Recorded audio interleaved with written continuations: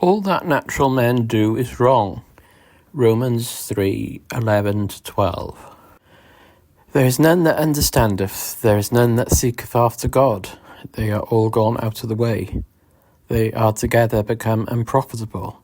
There is none that doeth good, no, not one. The drift of the apostle in all the former part of this epistle is to establish the doctrine of justification by faith in Jesus Christ alone, and to prove that no man can be justified by his own works. And to this end, from the beginning of the epistle to this place, he insists wholly on it to show that all that world are under sin, and for that reason can't be justified by their works or by anything but faith in a Saviour. In the first chapter, he showed how the Gentiles were under sin. In the second chapter, he shows how the Jews are under sin. In the beginning of this chapter, he answers an objection, and in the 9th and following verses, he sums up the matter. What then? Are we better than they? No, in no wise.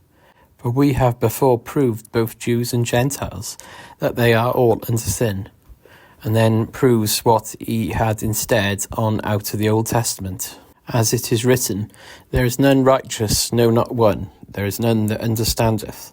There is none that seeketh after God. They are all gone out of the way. They are together become unprofitable. There is none that doeth good, no, not one. The passages here quoted out of the Old Testament are to prove three things. First, that mankind are universally sinful, and that all of them are corrupt. This is chiefly aimed at in the 10th, 11th and 12th verses. As it is written, there is none righteous, no, not one. There is none that understandeth, there is none that seeketh after God. They are all gone out of the way. They are together become unprofitable. There is none that doth good, no, not one. Second, that they are not only all corrupt, but that everyone is totally corrupt in every part. This is aimed at in the quotations in 13th, 14th and 15th verses, where the several parts of the body are mentioned. The throat is an open sepulchre, the tongue is used for deceit, and the lips is the poison of asps. The mouth is full of cursing and bitterness, and the feet are swift to shed blood. Third, that everyone is not only corrupt in every part, but that in an exceeding degree, so as to have no goodness and only badness, and that to the most degree. And this is what is aimed at in the 16th, 17th and 18th verses. Destruction and misery are in their ways, and the way of peace have they not known. There is no fear of God before their eyes. In the text, there are 5 things predicated of natural men. 1, that they don't understand, i.e. they neither know God, nor know how to seek or serve him. Natural men, many of them, are taught concerning God and his ways, but they are without understanding. They neither know nor will they learn. 2, that they don't seek after God. Many of them seem to seek after God. They attend on the ordinances of religion. Yea, and some of them have their minds very much engaged in it. But yet they don't seek after God. They may pray to God earnestly and beg mercy of him, but yet they don't seek after God. They seek themselves, so not God. 3, that they are all gone out of the way. Natural men may, to outward appearance, be in the way of their duty. They may be very conscientious, and none that see them may be able to say but that they go in the way that they should do. But yet in reality they are not in the right way, but are out of the way.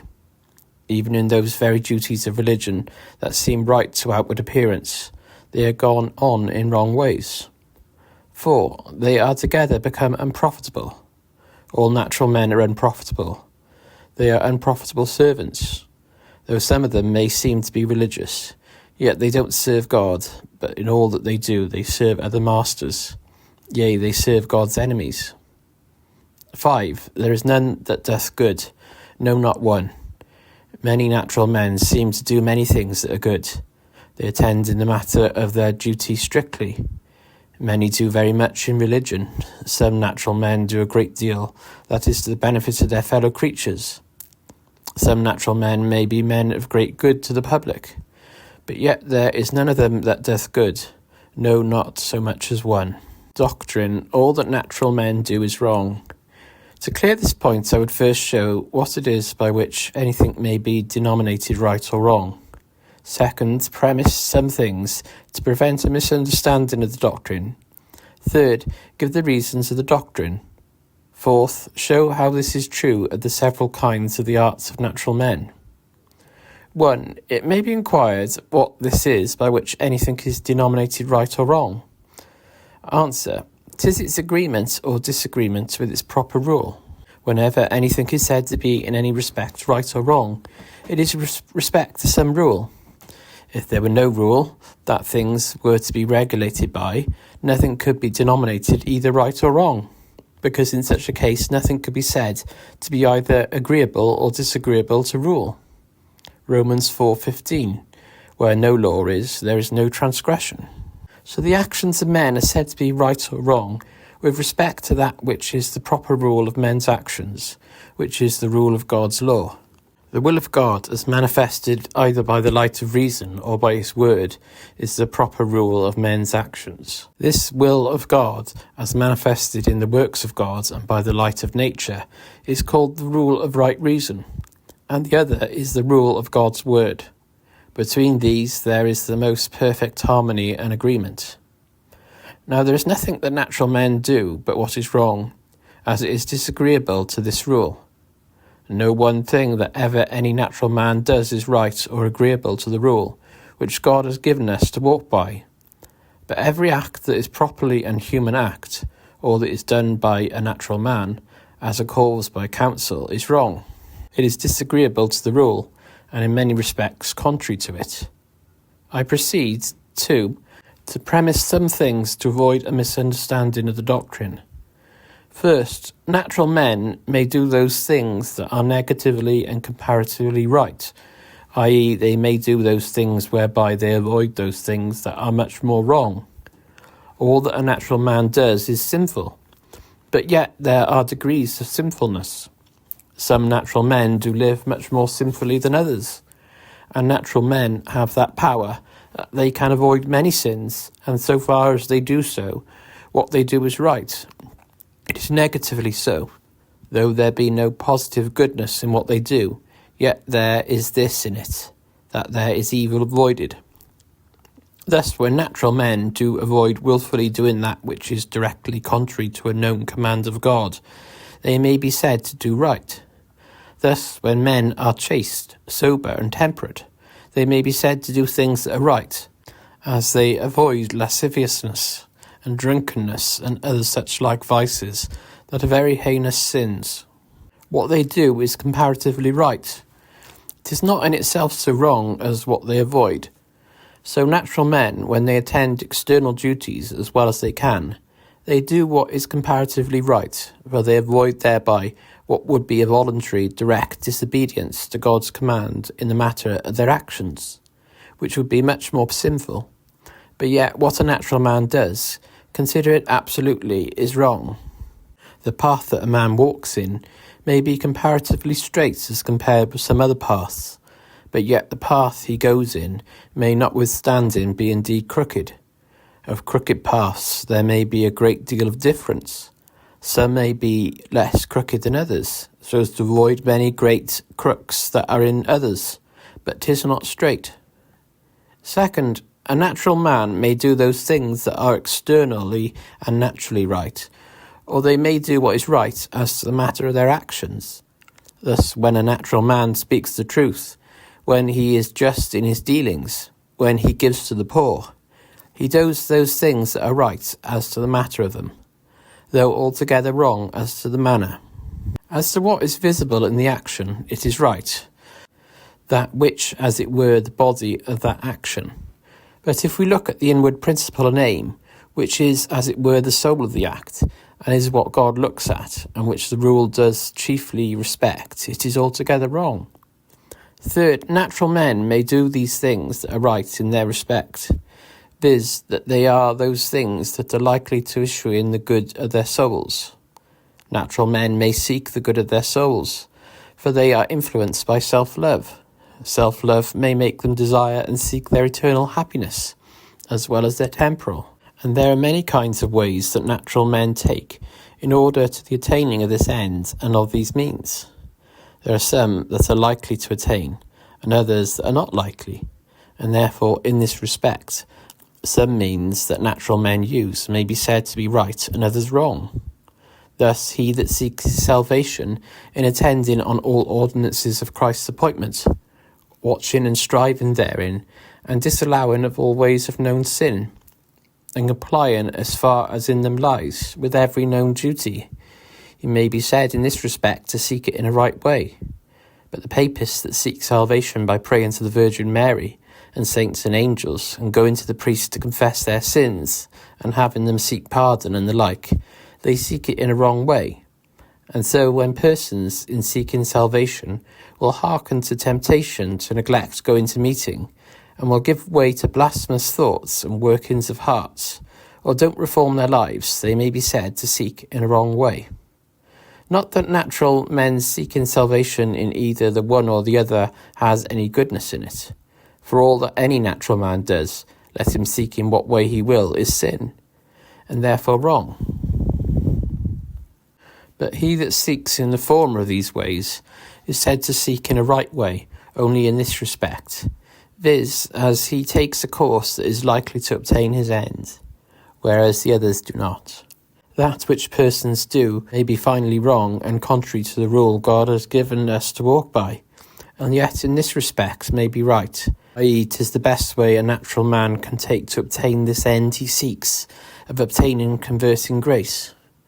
God, who is the sovereign disposer of all things, may, by his own arbitrary disposition, make the doing these things that are negatively and materially according to his commands, though they are finally wrong, the way in which he will bestow his grace, and so it may be said to be the right way to seek it in. But this rectitude is of a different sort from what is intended in the doctrine. Such a way is said to be a right way of seeking conversion, not so much because 'tis agreeable to that moral rule of life that we should be regulated by, as subject to God as our supreme ruler, but rather as 'tis agreeable to a rule of prudence, as we would seek our own good. The goodness that is in it is rather a natural than a moral goodness. Things are said to be naturally good, as they tend to man's happiness, or natural good things are morally good, as they are agreeable in the will of the supreme lawgiver and acceptable to him. Such a way of natural men seeking salvation is said to be right or good, as it is likely to issue in their happiness, and not because their seeking has any goodness in the sight of God or acceptableness to him. I proceed now, 3, to give the reasons of the doctrine and to make the matter clear. It must be remembered, as has been already observed, that things are denominated either right or wrong according to their agreement or disagreement with their rule.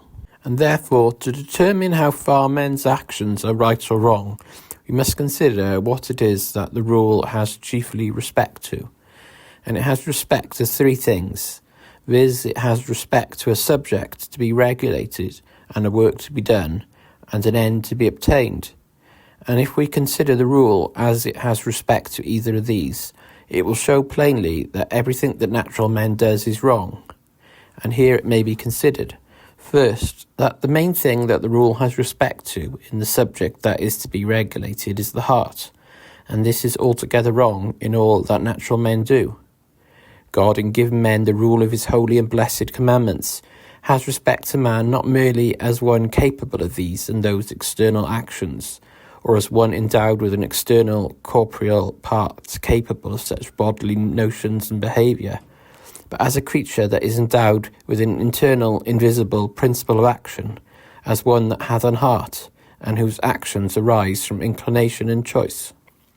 Consider man only with respect to his external part, and as capable of external actions, and he is no more properly the subject of such a rule as God hath given than a piece of clockwork, whose motions are mechanical, and that goes with weights and springs, and has no internal spiritual principle from whence its motions proceed.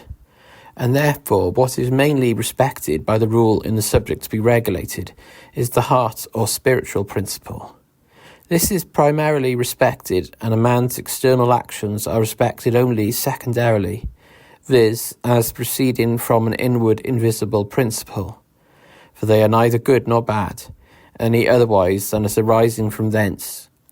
Nothing in man is either good or bad, any otherwise than as arising some way from the heart, any more than the motions of a clock can be said to be good or bad. Christ has taught us that nothing in man is bad, but only what comes from thence. For he has taught us that not those things that go into a man, but those that come out of the man, and come out of the heart, defile a man, as Matthew 15 verse 11 and verses 15 to 20. And we are often taught that nothing is good in the sight of God, only as coming from thence. 1 Samuel 16 verse 7, Man looketh on the outward appearance, but the Lord looketh on the heart. Proverbs 23 verse 26, My son, give me thine heart. Proverbs 21 verse 2, Every way of a man is right in his own eyes, but the Lord pondereth the hearts. When men think their own ways right, God looks at the heart and tries that to see whether their ways be right or no. If the heart is not right, whatever man's external actions be, there is nothing that they do that is right in the sight of God. Thus we read in the 78th Psalm, the 34th and 35th verses, how the children of Israel sought God, and sought him early, and remembered that God was their rock, and the Most High God their Redeemer. Now herein they externally did their duty. What they did was, as to the matter of it, right. But yet it was all wrong in the sight of God, as it follows in the next verse. Nevertheless they did flatter him with their mouth, and lied to him with their tongues. Flattery and lying be not right things. Especially flattering God and lying to God is exceedingly wrong. And then in the next verse is given the reason why God looketh upon them so wrong. For their heart was not right with him. Where the heart is not right with God, nothing is right. But the heart is altogether wrong in all that a natural man does. Whatever his words or his outward behaviour be, yet his heart in all is wide from the rule, and quite contrary to it. He does nothing that he does from a right principle. Whatever fair show there is nothing that arises from any good disposition or principle of heart. Actions are good or bad, chiefly according as the exercise of a good or corrupt principle in men. But all the actions of a natural man do proceed from a corrupt principle. Second, the main thing the rule has respect to, as the work to be done, is a spiritual service to God, which all that natural men do is very wide from. As God hath made man not only with a fleshly body, but also breathed into him a spiritual substance, which is his principal part, by which his nature is enabled and exalted above the brute creatures. So it is a spiritual and not a bodily service that God chiefly looks at and requires of man. Every rule has respect to some work to be done. If there be no work to be done, there is no need of a rule to direct in the doing of it. But the work to be done, that the rule that God has given to man has a main respect to, is a spiritual service to God. He that gave the rule gave it to direct us in the service of the giver of the rule, and that not mainly that we should serve him with our bodies, but with our spirits, which is our principal part. For God made us not only with animal bodies, but with rational, immortal souls, for that end that we might serve him, and serve not only with our bodies, but with our souls. The work that the rule directs to is godliness, but we find this distinguished from bodily exercise. 1 Timothy 4 verse 8, For bodily exercise profiteth little, but godliness is profitable unto all things, having the promise of the life that now is, and of that which is to come. But natural men, in nothing that they do afford God a spiritual service. Let them be never so religious, never so moral, and never so exact in their walk and obedient in duties, yet this is wanting. Therein the life and soul of religion and duty is wanting. That which they do in religion is neither spiritual, nor is it a service to God. What they do in religion is not spiritual.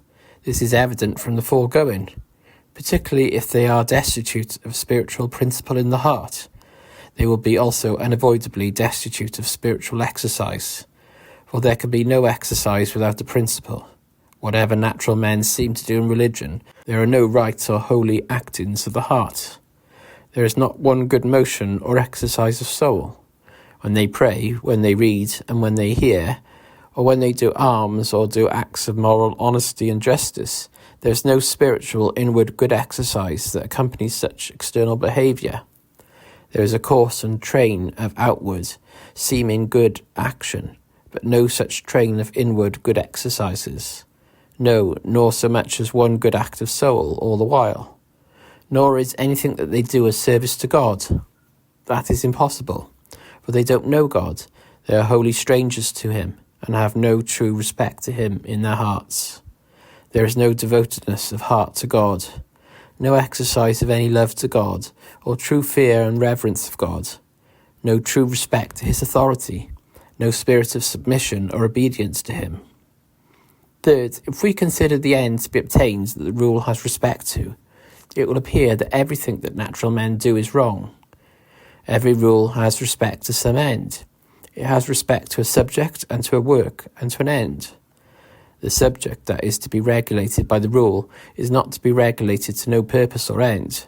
If there be no end to be obtained by the subject, there is no need of a rule. He that has no end to seek needs no guide in seeking, and so the work that is respected by the rule is also in order to some end. The only reason why there is need of a rule to direct in any work is that so the end of the work may be obtained.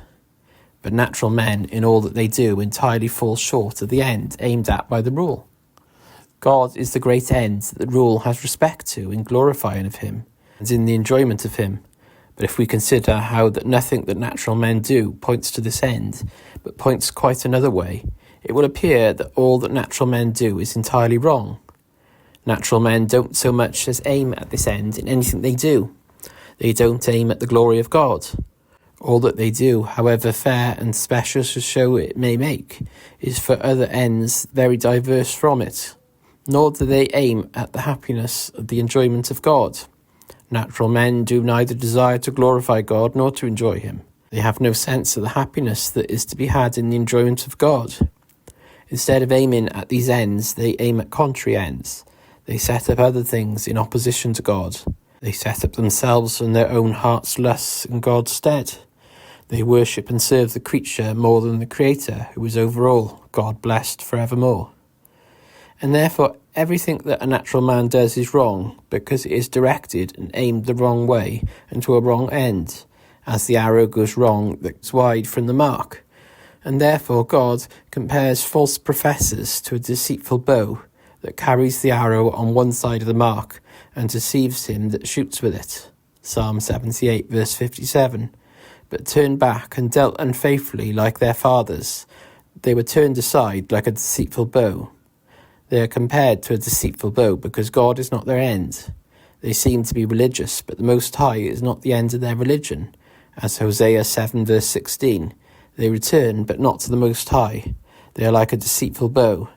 Hence 'tis said in the text, they are all gone out of the way, they are altogether become unprofitable. I proceed now in the fourth place to show how this is true with respect to several kinds of actions of natural men. First, all that natural men do in attending on their secular occasions is wrong. Their outward occasions are what they attend with a wicked heart. They are not moved from a right principle in following the business of their particular calling, but they do all that they do from day to day from a corrupt and perverse principle, and it is attended in a corrupt manner and for wrong ends. The God that has made us and made the world and placed us here on this lower world did that we might here serve him and live to his glory. And therefore that is the great business of our lives, being the business that our Creator has made us for, and that our great Lord and Master and absolute owner has appointed us. And we have no liberty to attend any work or business, but only in subordination to this.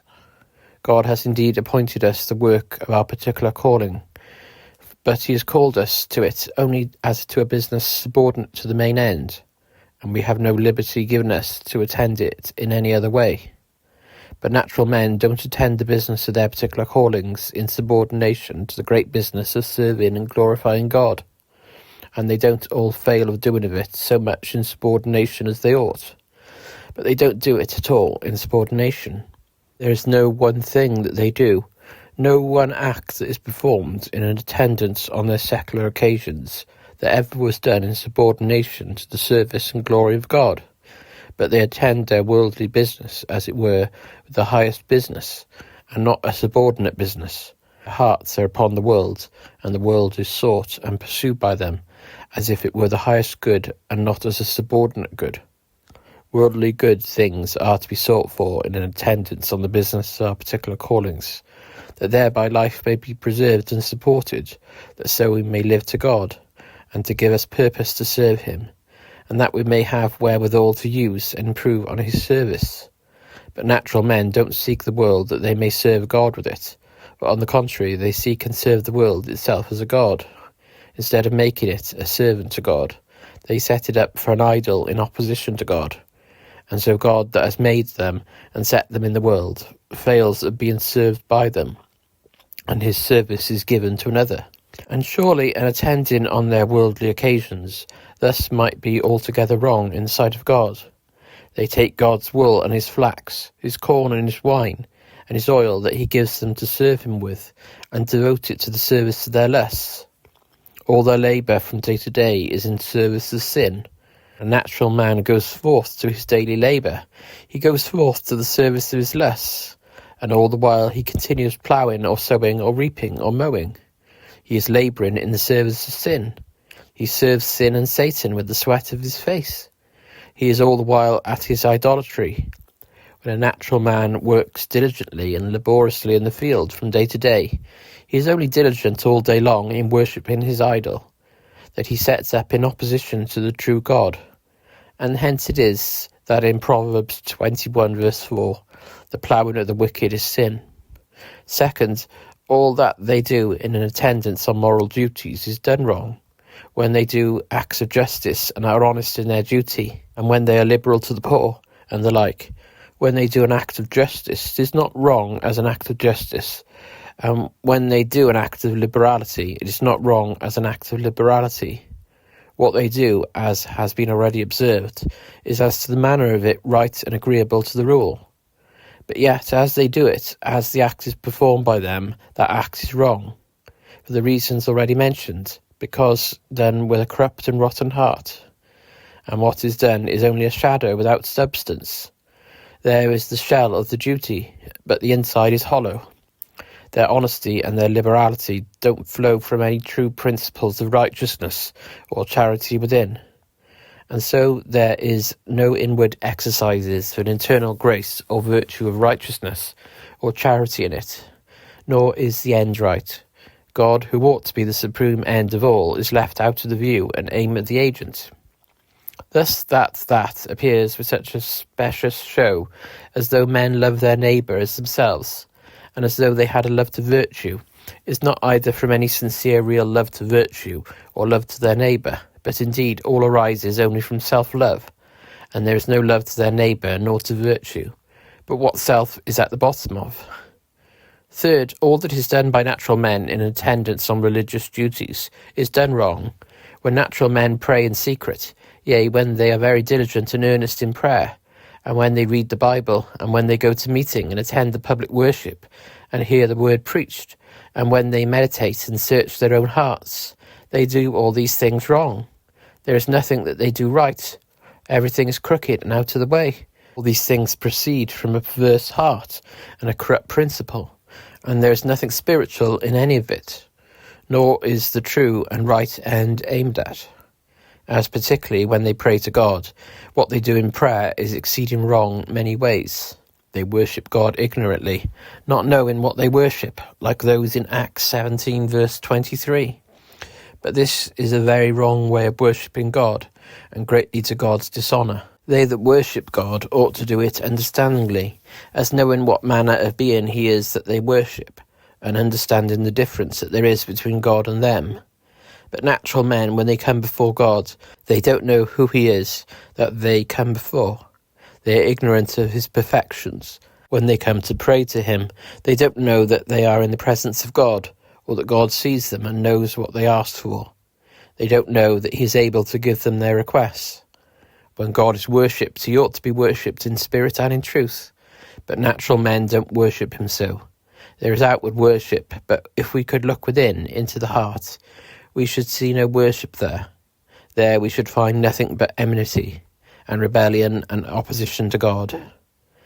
There is a body upon the knees, but if we could look within there, we should see an heart proudly exalting itself against God. There is a submissive, humble voice and gesture, and looks that seem to show forth a great deal of reverence and self-abasement.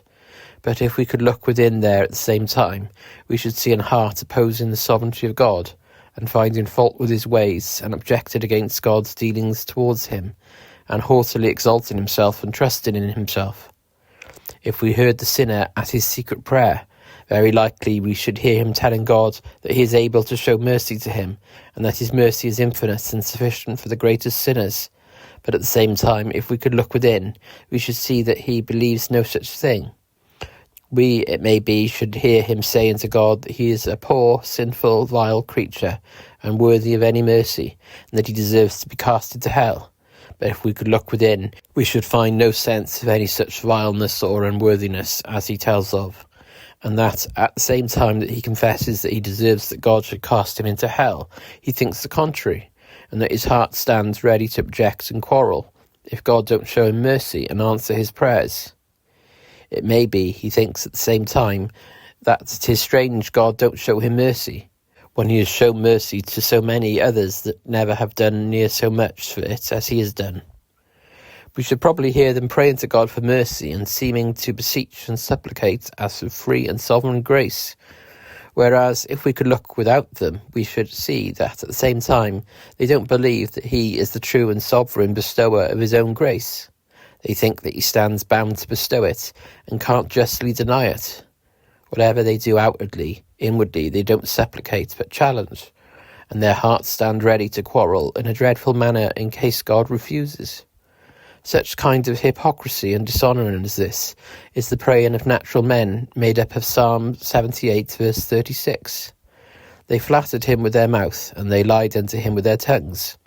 And so are their other duties as well as prayer. They make a show of that which there is nothing in their hearts. Now how wide is such a manner of praying and attending religious duties from being right? How far is this from the right way of worshipping God? Hence it is said, as in Proverbs 15 verse 8, the sacrifice of the wicked is an abomination to the Lord, but the prayer of the upright is his delight. And so Isaiah 1:13-15, bring no more vain oblations, incense is an abomination unto me. The new moons and Sabbaths, the calling of assemblies, I cannot away with it. It is iniquity, even the solemn meeting. Your new moons and your appointed feasts my soul hateth. They are a trouble to me, I am weary to bear them. And when you spread forth your hands, I will hide mine eyes from you. Yea, when you make many prayers, I will not hear. Your hands are full of blood. And Isaiah 66 verse 3, he that killeth an ox is as if he slew a man. He that sacrifices a lamb, as if he cut off a dog's neck. He that offereth an oblation, as if he offered swine's blood. And he that burneth incense, as if he blessed an idol. Yea, they have chosen their own ways, and their soul delighteth in their abominations. All that a natural man does in seeking salvation is wrong. Persons that are under trouble are sometimes ready to say that they fear that they don't seek aright, and therefore seem that they shall never obtain. But to such persons it may be answered that 'tis true without doubt all that they do is wrong, and it is a pity, but they were more sensible of it. Natural men don't seek salvation aright in many respects, but in a very wrong way. Persons ought to seek salvation with a sense of the great worth and value of what they seek. But so natural men don't seek it. Persons ought to seek that salvation that is offered, viz. A being freed from sin as well as from punishment, and the attainment of holiness as well as happiness. But so natural men don't do. Men ought to seek that happiness that consists in holy and spiritual enjoyments, and in the enjoyment of union and communion with God. But so natural men don't do. Persons ought to seek salvation of God as the only bestower of it, depending only on his power and his free grace to bestow it. But so natural men don't seek it, but seek it in themselves, in their own strength. Persons ought to seek salvation only in and through Christ, looking to God for it through him, depending on his merits and righteousness alone for the attainment of it. But so natural men don't seek it. Seek it through their own righteousness and worthiness, so that all natural men seek salvation in a way that is altogether wrong. They are all gone out of the way. There is none that seeketh after God, as it is said in the text. Those of them that are most concerned and engaged, they may be seeking in such a way as through the infinite grace of God, if they continue, may be likely legally to prepare them for the converting grace, and so to issue in it. But indeed all natural men seek salvation in a wrong way, not only wrong in some low degree, but exceeding wrong in a way that is in many respects diametrically contrary to the rule. Application. Use 1 of instruction. Hence we may learn how glorious and triumphant the grace of God is in the conversion of a sinner. It is an unspeakable deliverance and blessedness that God bestows on a sinner when he is converted, and this God bestows on all that are the subjects of it, without their ever having done anything till then but sin. He that is the subject of the converting grace of God, he never had anything in his heart till that moment that was good, nor ever did he do anything that was good. Whatever he had done in religion, whatever pains he had taken and diligence he had used, he never did anything but what was wrong. He was perverse in all his ways. Therefore the grace of God in the conversion of a sinner is exceeding glorious and wonderful. That God should have such respect to a poor sinful creature that never yet did one act but what was a sinful one, and that till that moment was going on in his perverse ways. That God should snatch a sinner out of such a state, and immediately translate him into the kingdom of his dear Son, and give him a new heart, charge him and give him a principle of holiness, and make him his own child, an heir of everlasting glory. Every one that has truly been converted has been such an instance of grace as this. Let all those here present that have on grounds good entertain such a hope. Consider how glorious the grace of God has been to them. It may be profitable to you often to look back and consider how you've lived before, how wretched, miserable, poor a creature you were, how destitute of anything that was good, and how vile all your religious performances, so that you may see that you never did anything for so great a mercy. Use, too, may be of conversion to natural men, to convince them how unreasonable it is a dependence on their own good works. Notwithstanding that 'tis so as we have heard, yet natural men are exceedingly and desperately prone to entertain high thoughts of their own doings, and not to be depending much therein for salvation, so that 'tis most apparent that persons do really do it that have lived many years under such instructions, whereby they have been most plainly and abundantly taught the insufficiency of their own righteousness, and the exceeding pollution of all that they do. They will still hang on to their own righteousness, and make much of it, and will be greatly exalting themselves in it. Let those natural persons that are seeking their salvation, and that trust to their prayers and other duties that they attend, consider what they have now heard. Consider that all that ever you have done in your life is wrong. There are many things that you have done that 'tis probable you will freely acknowledge are wrong, such and such things that have been even externally contrary to God's commands. But not only those things have been wrong, but you never did yet anything right. All that you have done in your common affairs, and all that you have done in morality and religion, has been sin. As to that seeming respect which you have shown to God in what you have done, God may justly abhor it, for it has been in hypocrisy, and has been done indeed not out of respect to God, but out of respect to some other God. And will not an holy and jealous God abhor everything that you do out of respect to an idol, and especially when you colour it over with a flattering pretence of respect to him? If a man has an adulterous wife that carries it with a seeming respectfulness to him, not from real love but only to flatter and blind him, that she may the more freely and with the less molestation keep company with an adulterer, if he knows that her seeming respectful carriage is not from love to him, but from love to another man, will he not abhor her respectful carriage? Will not that respectful carriage of hers be provoking and abominable to him? Will he not, instead of counting himself obliged by it, look upon it as the highest injury, and that he has just cause to have his wrath provoked by it?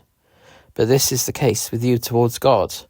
That seeming respect that you show to God in your external behaviour don't proceed from the least jot of real respect in your heart, but you do flatter God in it. And it really proceeds from respect to something else. 'Tis from respect to some idol that you set up in the room of God, to whom you give that respect that is God's due, and that you deny to him. Thus treacherously and deceitfully do you deal with God.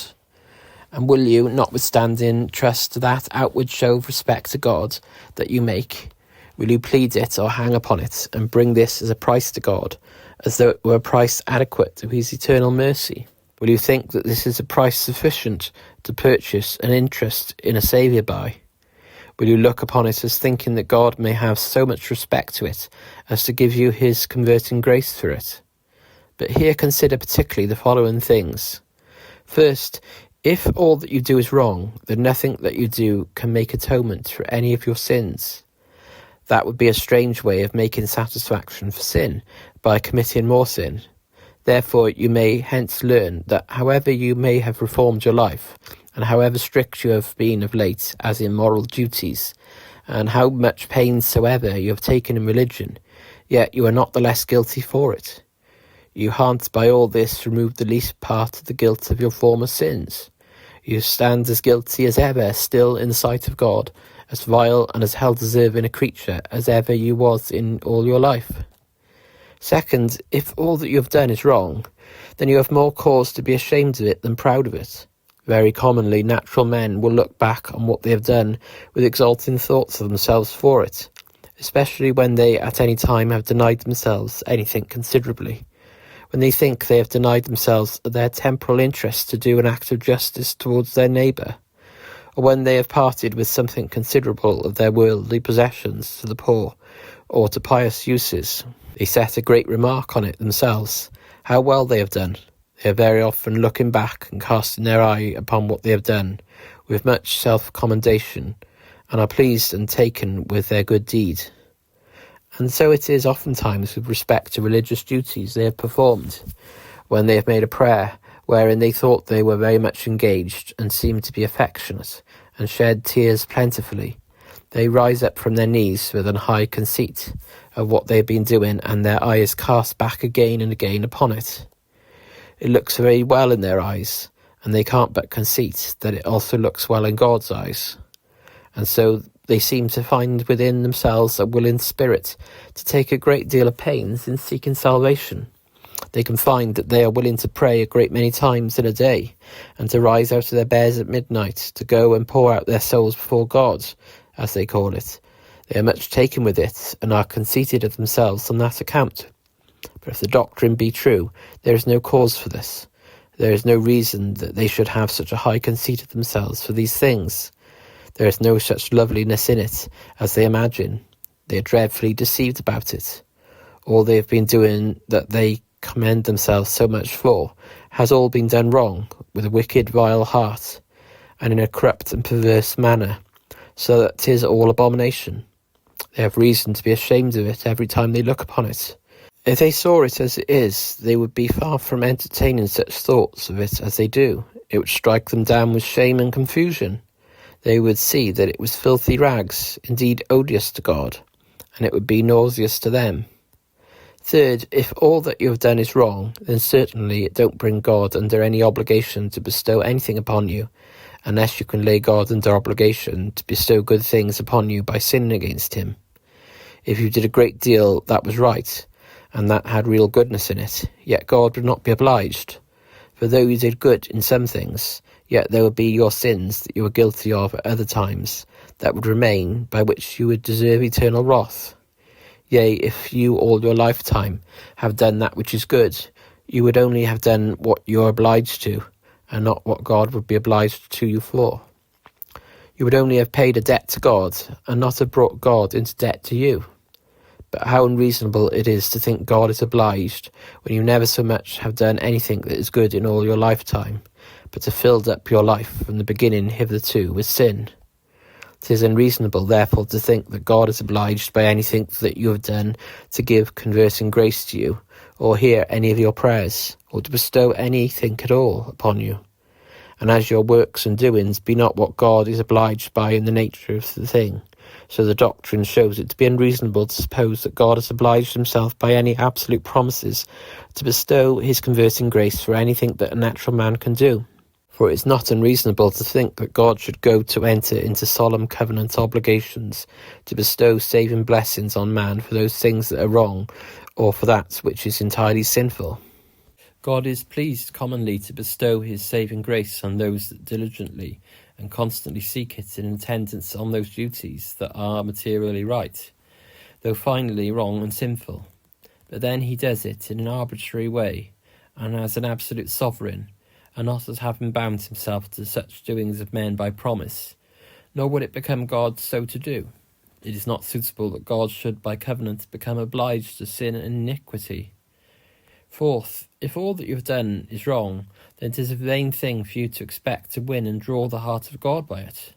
Sinners are taught that God is not obliged by what they do, yet they secretly hope to incline God to bestow mercy upon them by what they do, and are vainly ready to flatter themselves that their earnest and affectionate prayers and the great pains they take will now move God's heart, and that God will take notice of these things, and not be so hard-hearted as to turn a deaf ear notwithstanding.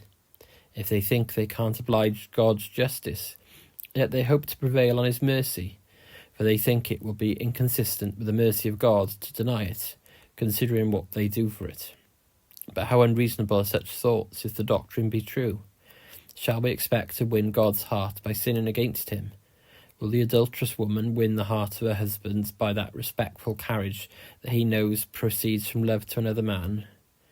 Fifth, if all that you have done is wrong, then nothing that a natural man can do will ever fit him for Christ's acceptance.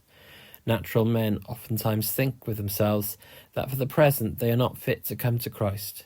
They are too bad. They don't think that Christ will be willing to accept them before they are better, and therefore they are striving to make themselves better. They are laying up a stock of duties that they may have to go to Christ with, hoping as it were to purchase his acceptance with them. But if the doctrine be true, how unreasonable is this? Can a man fit himself the more for Christ's acceptance, but continue to perform those acts that are wrong? Will committing sin make any man more fit for Christ's acceptance? Those that are wanting to make themselves better in order to come to Christ, hoping in length of time they shall become better than they be now, have no reason to think they shall become better by what they do, unless the growing of the number of their sins and the increasing of their guilt will make them better.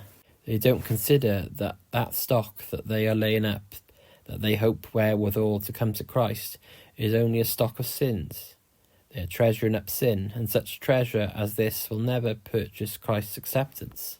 Sixth, if all that you have done is wrong, then a long time spent in doing as you have done deserves no more than a short time. Sinners oftentimes make a plea of that they have been seeking for so long a time, and they have done so much. They have been in the wilderness, and have gone with a heavy heart, and have been striving what in them lay, and crying earnestly to God for so long a time, that they think it would be hard if God should reject them after all, and refuse to show any mercy to them. They say within themselves, God has shown mercy to others that have sought but a very little while. They have done 10 times, or it may be they'll say 100 times as much for it as they, and yet God has not shown them mercy. And yet they have been wading along for so long a time in difficulties without any help, which seems to them very hard. But the doctrine teaches us the vanity of such imaginations. If all that natural men do is wrong, then nothing that he does deserves anything, and if it deserves nothing, then a great deal of it deserves no more than a little. Nothing that they do has any goodness in it, and a great deal of that which has no goodness in it has no more goodness than a little of it. 1,000 dead bodies have no more life in them than one dead body. If there be no life in the particulars, there is no life in the aggregate of them all. 5 or 10 or 20 or 40 years spent in doing wrong is no better than one day so spent, and deserves no more. And those that have spent a long time in such doing have no reason to complain, because that God don't show them mercy, or do so much for them, as for some that have spent but a little time in so doing. If all that natural men do is wrong, then God is not to blame for acting arbitrarily and sovereignly in the bestowment of his grace on sinners, without any regard to their doings, whether they have done much or little. If all that you have done is wrong, then what you have done is more just ground for God to contend with you than you with him. Many sinners make what they do a ground of contending and quarrelling with God. They quarrel dreadfully with God, and their hearts rise against him, that he don't have any more respect to what they do, that God won't show them mercy, though they have taken so much pains for it, that God won't hear their prayers, though they have cried to him so often. But certainly, if what we have heard be true, God has more cause to contend with you from what you have done, for it has been all wrong. You have only been sinning against him all this while, and it would be just if he should contend against you with his great power for it. Here some may be ready to make an objection and say, if it be so that all that I do is wrong, then what signifies for me to do any longer? Why had I not better leave off doing? Answer 1. That is what you can't do unless you cease to be. As long as you continue to be, you will continue to act. Answer 2. This objection has been already obviated in the beginning of this discourse, where it was observed that natural men could do what was negatively and comparatively right. They do that by which they avoid doing what is more wrong, as they do by attending, as far as in them lies, all moral and religious duties. They do what is materially right, for it is better to do that which is materially right than to do what is both materially and finally wrong. Natural men can do what is right according to a rule of providence, for it is in a way likely to issue in saving good, though in itself wrong.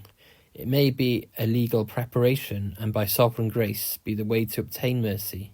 But having already spoken particularly to these things, I shall not further insist on them.